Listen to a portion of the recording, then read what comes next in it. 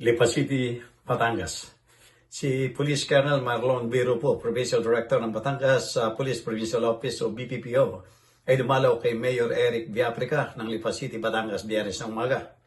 Ang nasabing pagbisita ay naglalayong higit pang palakasin ang koordinasyon at pakikipagtulungan sa pagitan ng Philippine National Police, PNP, at ng Local Government Unit o LGU ng Lipa City sa pagpapalaganap ng kapayapaan at kayusan at pagtitiyak ng kaligtasan ng publiko sa loob ng nasabing lugar.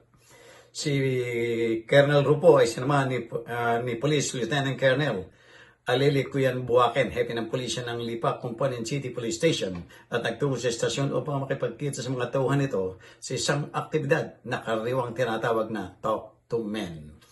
Pinaalalahanan niya ang lahat ng mga tauhan na may mahigpit na iwasan ang pagpasok sa mga sabungan, bahay-aliwan, at iba pang mga establishmento na may kaugnayan sa mga illegal na gawain. Binigyan din niya ang kahalagan ng pagpapanatili ng disiplina, profesionalismo, at integridad sa serbisyo ng pulisya. Binahagi rin niya sa mga tauhan ng Lipa City ang kanyang 4 na gabay na prinsipyo. Una, gawin ang tama. Ang pangalawa, sumunod sa mga patakaran. Ang pangatlo, alagaan ang sarili. At ang ika-4 ay ang magdasal.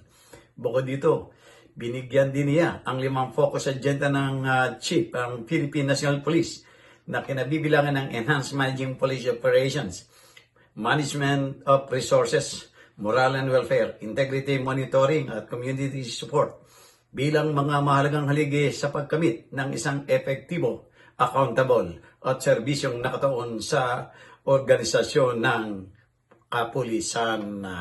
Jojo Cesar Magsambulgulat para sa journalnews.com.ph.